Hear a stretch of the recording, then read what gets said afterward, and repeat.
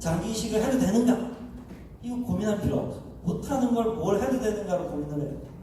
근데 지금은 사실은 가능하단 말이죠. 근데 가능하다고 해도 되냔 말이야. 이게 아주 복잡한 문제인데, 과학의 발전은 기존의 세계관, 인간관 및 윤리관을 다시금 숙고하도록 강요해요, 우리한테.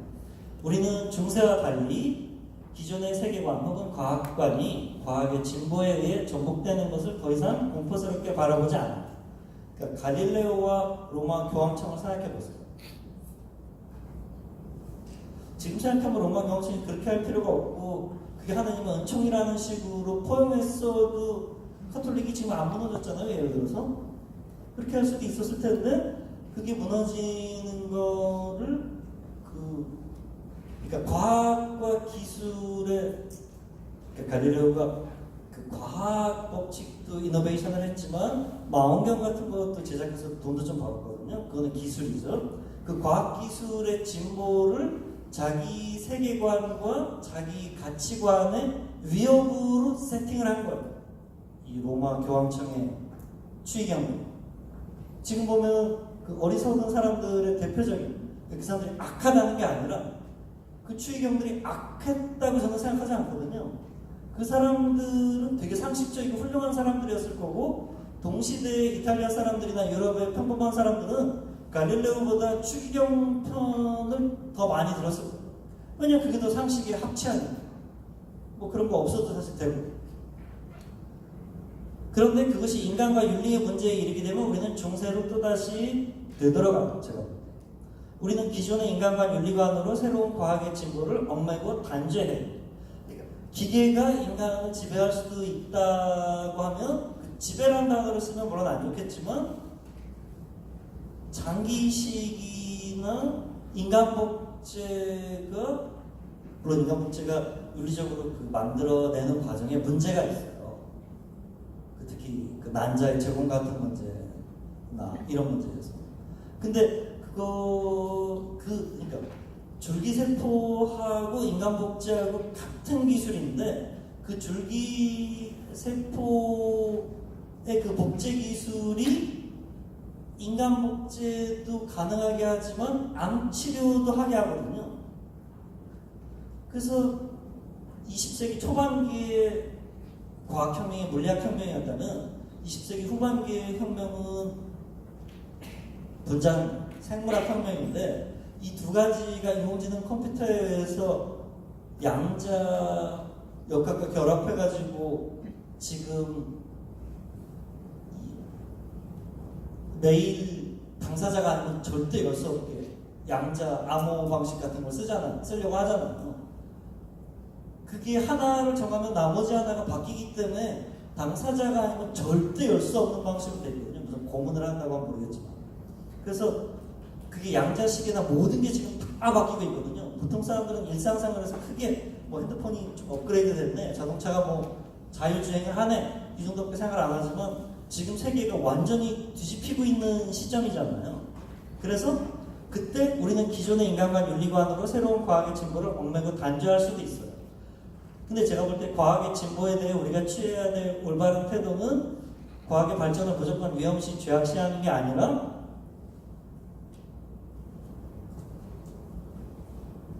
그것에 대해 공개적으로 토론 비판하고, 그것의 장단점, 위험성을 철저히 밝혀 이에 대한 현실적 대응책을 모색하는 것. 그리고 그러한 과정에서 우리의 기존 인간관 윤리관 역시 비판적으로 검토. 그러니까 비판적으로 검토한다는 걸 줄여서 철학이라고 해요. 그러니까 철학이 뭐냐고 묻는데, 철학은 당연한 걸 당연하게 안 보고 그게 과연 당연한지 의심하고 비판하면서 검토하는 거예요. 그러니까 여러분이 뭔가를 맞아 그렇게 살아야 되라고 보지 않고, 과연 뭔가 이렇게 하는 게 좋나 저렇게 하는 게 좋나라고 할 때 철학을 하시는 거거든요. 그래서 줄기세포나 혹은 인공지능에 대한 문제가 있을 때, 그게 예를 들면, 저는 이제 종교가 없으니까 이런 말을 부담 없이 할 수가 있는데, 인간은 신이 만드셨는데 인간복제나 장기이식은 인간이 인간을 만들어내는 시기니 안 된다. 라고 할 때 크리스찬 분들은 다 맞아 라고 하겠지만 안 믿는 분들은 그 뭐예요? 이렇게 얘기하겠죠.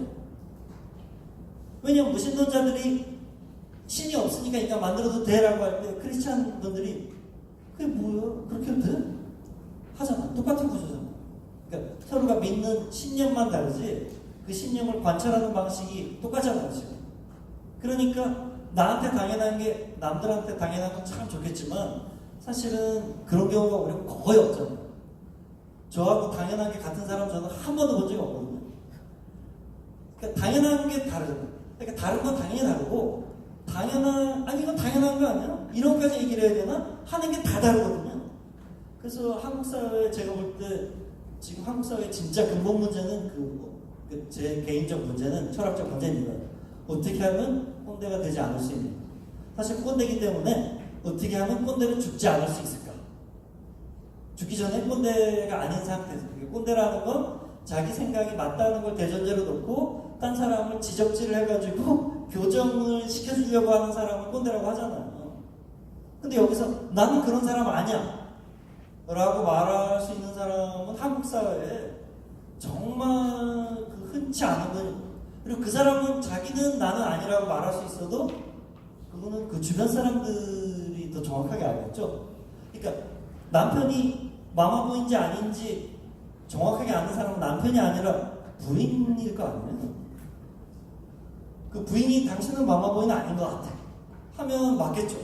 근데 당사자는 부인은 마마보이라고 하는데 당사자는 내가 무슨 마마보이야? 사람은 그렇게 말하는 거죠. 그 사람은 자기를 본다기보다 자기가 보고 싶은 사람을 보잖아요. 사실은 저 자신을 저처럼 모르는 사람이 없는 것 같아요. 그래서 다음 페이지. 우리가 오늘 가지고 있는 인간관, 윤리관 역시 그것이 새로이 발견, 구성되고 모색되던 당시의 사람들에게는 불안과 희망을 동시에 가져다주던 혁명적 세계관이었습니다.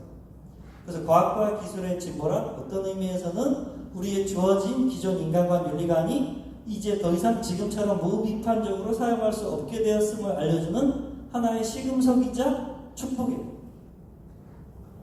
지금까지 내가 당연하게 생각하던 인간관, 세계관, 가치관, 신관이 유통기한이 끝났다는 걸 알려주는 거예요. 그냥 더 이상은 인공지능 시대에 인공지능 같은 거 안 만들어야지라는 생각을 갖고 살 수가 없게 돼 있거든요. 그러니까 과학기술의 변화를 거부해도 돼요. 근데 그 결과는 너무나 심플한 거예요. 나만 버림받는 거죠. 그러니까 이게 되게 이상한 거예요, 지금. 이게 사실은 자본주의와 그 다국적 기업이 그 원치 않는 사람들의 일상생활까지 다 파괴하는 거거든요. 우리 자본주의가 그런 거니까. 멀쩡히 잘 사는 사람한테 초콜릿 맛있어, 전기밥솥 써봐, 이 세탁기 있으면 얼마나 편한데. 그러면 그 다음부터는 세탁기 없이는 살 수가 없게 되거든요. 지금 스마트폰, 그러니까 이게 일단 끝까지 보죠. 철학과 과학 및 윤리의 적용이란 바로 주어진 전제의 안팎에서 생각한다라고 하는 철학함, 철학행위의 적용이에요. 아마도 바로 이러한 깨달음이 철학이 과학과 윤리의 만남에 기여할 수 있는 하나의 방식일 것이다. 그러니까 맨 앞으로 돌아갑니다. 그러니까 이렇게 말해볼 수 있는 거죠.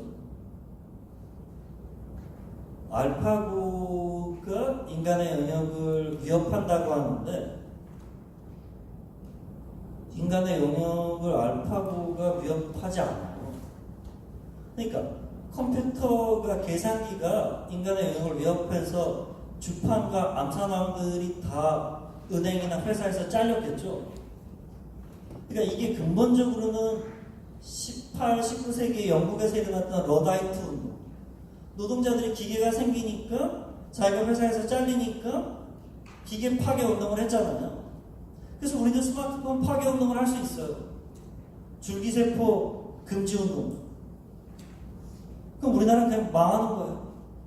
그건 거의 대원군이 한 일을 한 번 더 하는 거예요.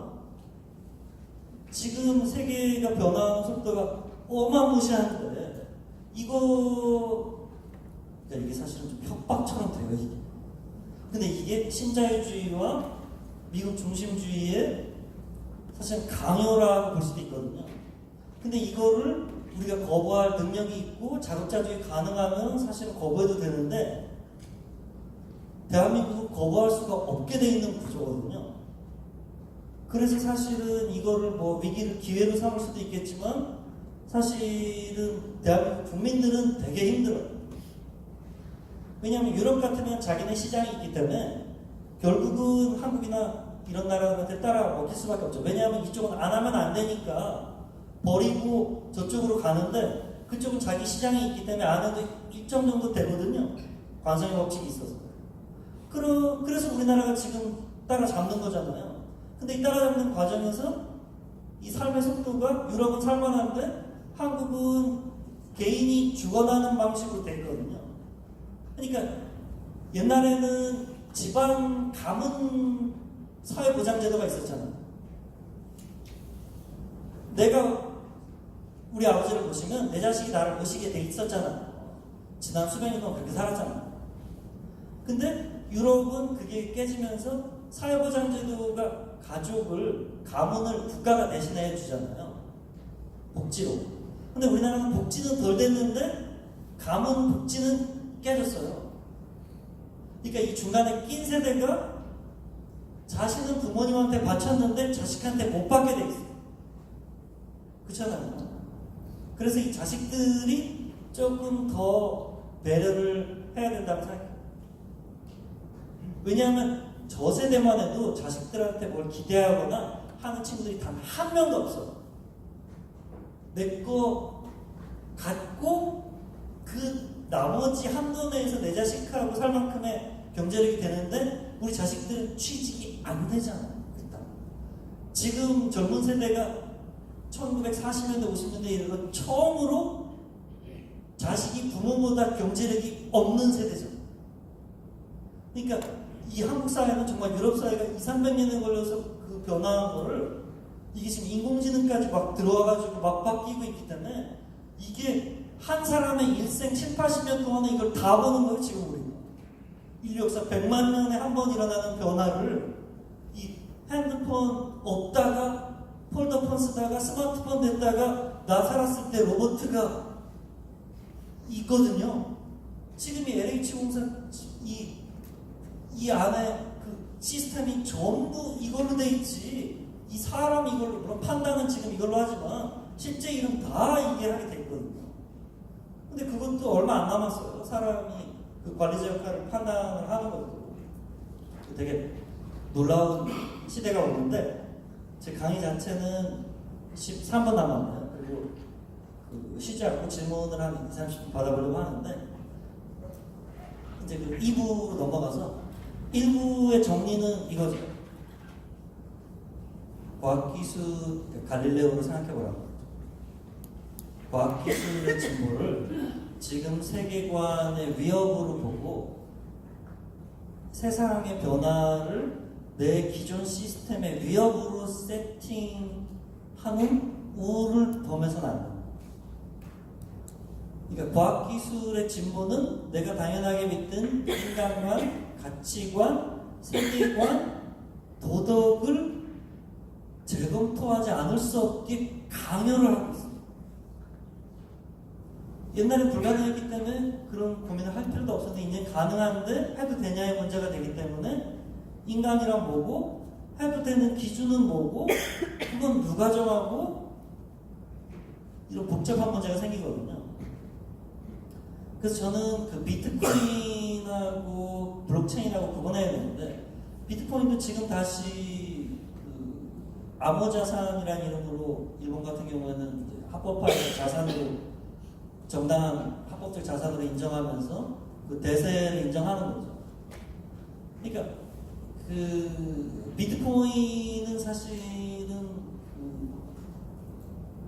어떤 틈새면서 위험성이 너무 높았기 때문에 성공하려면 몇십억도 하루아침에 벌 수 있지만 실패하려면 이게 몇십억이 하루에 날아가는 그러니까 주식시장 사실은 똑같은 도박이라고 할 수도 있는데 주식시장은 오랜 세월에 걸쳐서 만들어지면서 안전장치가 만들어져 있는데 비트코인은 지금 막 만들어지고 있기 때문에 그 시장이나 법망에 왜냐하면 이게 처음 있는 일이기 때문에 어떻게 될지를 예측을 할 수가 없으니까 그 법을 사후적으로만 만들 수 있지 그 일이 일어나지 않았는데 어떻게 사전에 그 법을 만들어놔요. 그러니까 그 만들어지는 와중에 피해자는 대책이 없는 거죠 사실. 그래서 번 사람은 다행이고 못 번 사람은 되게 힘들어지는데 그때 이제 정재승 박사도 오시겠지만 유시민 씨하고 두 분이 그 논쟁이 약간 벌어졌잖아요. 근데 저는 비트코인이라고 하는 그 단기적 블록체인 그 시스템 기술 그 자체가 아니라 비트코인이라고 하는 문제에 대해서는 유시민 씨의 그 행정가적 감각이나 그런 게 지금 보면 옳았다는 게 판명이 사실 됐잖아요. 근데 블록체인 기술 그 자체에 대해서는 저는 정재승 박사가 옳은 말을 한 게 아닌가 하는 생각이 들어요. 그러니까 그런 면에서 보면 좀 과하게 얘기를 하자면 물론 저는 유시민 씨를 존경하고 하지만 이제 그 관점에서 만약 보자면 그 현재 관점에서 미래의 블록체인 기술이 어떻게 될지 모르는데 그거를 이렇게 규제 위주로 놓고 국가가 컨트롤해야 된다는 그 생각 자체가 그게 아예 불가능한 시스템이거든요. 그게 사실. 그러니까 비트코인은 그게 돈이 왔다 갔다 하는 문제고 사람이 죽고 살고 막 하게 되고 이 시장이 무너지고 하니까 규제를 일정 정도 하고 풀어주는 식으로 되는 게 맞아요. 근데 과학기술을 규제를 원칙으로 놓고 하나씩 나중에 풀어준다. 그거는 삼성의 과학기술을 정보통신부가 규제를 기본으로 놓고 특별한 이유가 있을 때 풀어준다. 물론 유시민 씨가 이런 얘기 한 적 없어요. 이건 지금 제가 이분법적으로 말하느라고 이렇게 한 거예요. 그러니까 그 갈릴레오와 교황청을 생각해보세요. 그 교황청이 악한 게 아니란 말이죠. 그 당시 세계과학을 수호하려고 한 건데 그 수호하려고 하는 생각이 지금 보면 불가능한 일을 하려고 했던 거예요. 쉽게 얘기해서 마르크스가 했던 일하고 교황청이 한 일하고 같아요. 컨트롤할 수 없는 걸 컨트롤하려고 한 거예요. 저는 사실은 이렇게 얘기해요. 인공지능, 강인공지능, 진짜 생각하는 인공지능을 만들어 놓고 인간 말을 잘 듣게 만들면 된다 라고 하는데 제가 볼 때 그건 안 돼요. 왜? 그거는 자식을 키워놓고 자식이 내 말 듣게 하면 된다는 거하고 똑같은 거예요. 그게 되셨어요? 사람도 안 되는 기계가 지금 어떤 구조로 어떻게 변화할지 자체를 모르는데 그거를 컨트롤하겠다고? 그거가 그렇게 될 때 그 코드를 뽑으면 된다고? 그거는 마치 이해를 못하는 거예요. 그거는 이 컴퓨터 제 스마트폰이 잘못됐을 때 이 스마트폰 불켜버리면 된다는 거예요. 여기 데이터 정보가 다 가상 시스템 안에 들어있는데 이 기기 자체 코드를 뽑고 이거를 불 속에 던지는 게 의미가 전혀 없거든요. 지금은 이 칩이 이 안에 들어있지만 나중에 칩이 저기 있을 거거든요. 지금은 사실은 이 칩을 태우면 복원 불가능하게 물리적으로 손상이 되면 할 수도 있어요. 근데 나중에는 그게 불가능한 시스템으로 지금 진화를 하잖아요. 그래서 이거를 좀 일반화시켜서 지금 7, 8분 남았는데 얘기해보죠. 자, 올리지 마세요. 제가 말씀드렸죠. 문제 제기. 한 사람의 미래, 아직 오지 않은 그 미래가 영어로 future인데 불어로는 아브니흐예요. 아브니. 여기 있지. 아가 to 부정사도 되고 뭐뭐의 부정이라고 하는 not도 돼요. 그래서 아브니흐 하면 not come. 그래서 아직 안 왔다고. 그래서 미래라는 뜻이 되고요. 또 하나의 뜻은 아브니흐가 to come이에요. 그래서 투부정사의 결과, 미래예요. 그거 아시죠?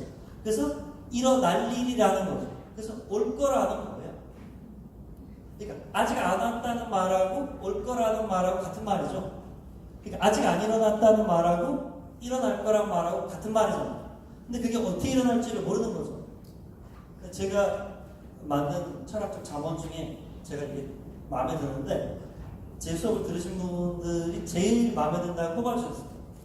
한 사람의 아직 오지 않은 미래는 그 사람이 자신이 이해하지 못하는 것을 대하는 태도에 달려있다. 나는 내가 이해하지 못하는 걸 어떻게 봐야 될까?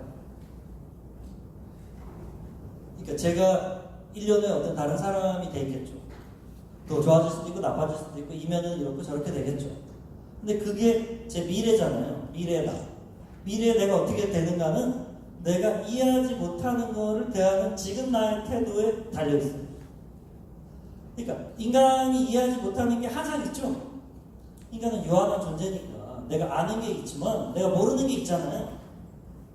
근데 그 모르는 걸 대하는 태도가 사람마다 다 다르죠.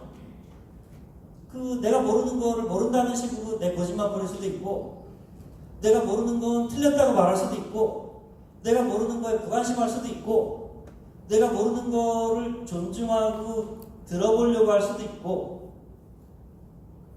그러니까 여러분 생각을 저는 모르잖아요. 그 모르는 여러분의 생각을 제가 그딴 거 몰라도 돼, 혹은 네가 틀렸어, 혹은 무관심할 수도 있지만 이 사람은 어떻게 생각하는지 제가 듣고 경청하고 해볼 수도 있겠죠. 그러면 제가 달라지잖아요. 그러니까 지금 태도를 4가지를 그냥 대표적으로 들었는데, 관심 없거나 틀렸다고 말하거나 혹은 내 식대로 이해하거나 혹은 경청하거나 존중할 수도 있겠죠. 근데 지금 알파고로 대변되는 미래 과학기술이 내가 모르는 거잖아. 그거는 기상학과 경제학이 합쳐진 것보다 더 큰 내가 모르는 거야. 그러니까 기상학은 예측 일기예보 자체가 기상에 영향을 안 미치는데, 경제학은 영향을 미치는데, 이 과학기술은 영향을 미치지 않기도 하고 영향을 미치기도 해요. 근데 확실한 건 내가 컨트롤할 수 없다는 거예요. 근데 사람은 내가 컨트롤할 수 없는 거를 대하면 편해요? 불편해요? 불편하죠. 여기서 철학자가 필요한 것 같아요. 불편한 게 싫어서 피하게 되잖아요. 근데 건강한 합리적 삶이라는 건 건강한 불편함을 받아들이는 거예요. 내가 내 딸하고 얘기할 때 이해가 안 돼서 답답하죠. 그때 내가 아는 거로 바꿔치기 하고 싶잖아요. 내가 모르는 얘기를 내가 아는 거로 바꾸고 싶잖아요. 내가 모르는 과학의 미래를 내가 아는 내 세계관, 내 가치관으로 좁히고 싶잖아요. 그러면 마음 편해지잖아요. 내가 모르는 게 없어지고 내가 아는 거로 바뀌니까. 그럼 이게 누구한테 제일 끔찍한 일일까요? 나한테 제일 끔찍한 일. 그래서 내가 모르는 미래, 이거는 어떤 인간도 알 수가 없어요. 미래를. 이게 과학기술이 아니라 그냥 1년 후에 내 미래를 생각해보세요. 그 미래를 내가 이렇게 살아야지 하면 그대로 되는 부분도 있지만 예상대로 절대 안 되거든요. 그래서 들레즈라는 철학자가 너무 멋있는 말을 했어요. 네 미래를 규정해 놓지 마라. 그리고 무라카미 하루키가 너무 멋진 말을 했죠. 계획대로 되면 여행이 아니라고. 그러니까 여행을 가서 길을 잃어버렸는데 짜증나, 또 길 잃어버렸어, 여기 뭐야? 할 수도 있지만 여행 가서 내가 무슨 특별한 목적지가 없잖아요. 사실 여기도 보고 저기도 보고 하는데, 야, 길을 잃어버려서 이 골목에 들어와서 이것도 보고 저것도 보고 이렇게 생각할 수도 있잖아요. 근데 이상은이 삶은 여행이라고 했잖아요. 그러니까 계획대로 되면 삶이 아니죠. 그러니까 지금 내가 미래를 계획해둔다는 게 지금의 내 세계관으로 내 무한한 미래를 좁혀놓는 거예요. 제가 지금 후회한 게 뭐냐면, 여기 지금 오는데 이 옆방에서 세계 민속음악 축제를 하는 거예요. 댄스를. 근데 제가 음악 평론가라서 너무너무 보고 싶은 거죠. 근데 이 시간하고 똑같아요. 그래서 오늘은 못 봐요. 이게. 제가 원래 제가만 해서 저희가 있을 텐데 여기 지금 와 있는 건데, 이게 3일 동안 하는데 제가 내일 아침 비행기표를 끊어놨거든요. 근데 아침 10시부터 해요. 근데 비행기가 10시 20분이에요.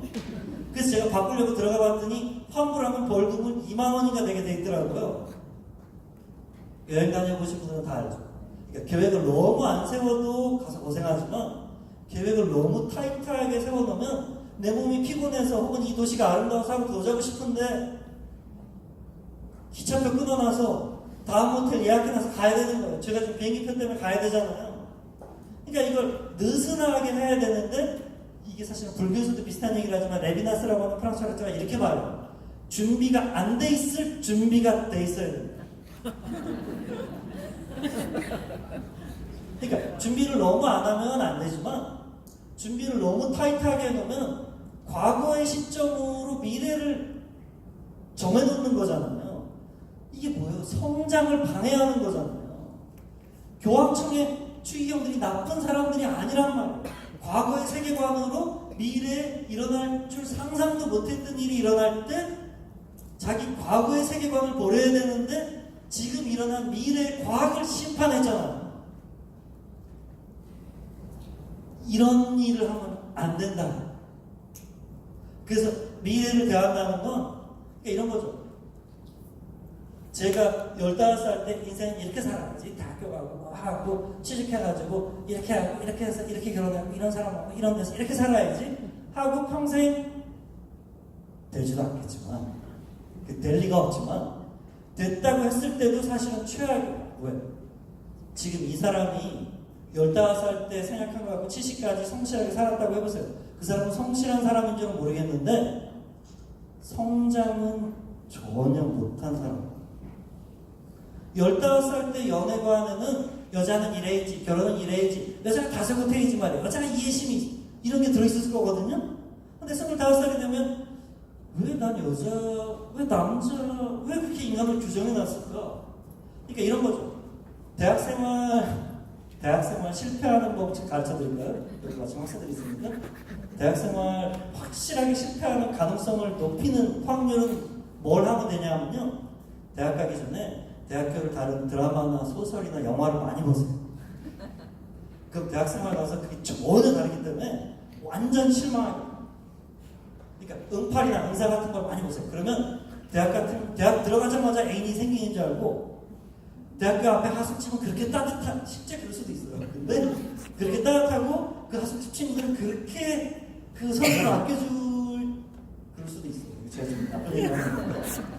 그러니까 연애를 할 때 연애 이상형의 모습을 많이 정확하게 갖고 있으면 연애할 때 도움이 되세요? 방해가 되세요? 방해가, 이거 다 잘 아시는 거예요. 미래 과학기술의 발전에 많이 결론을 내려놓고 결정을 지어놓으면 방해만 돼.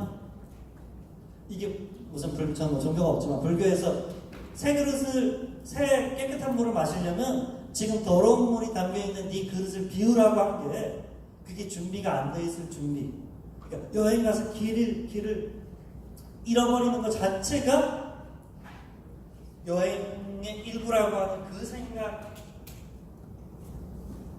하는 그 발상의 전환을 해요. 제가 자주 듣는 얘기 이런 거예요.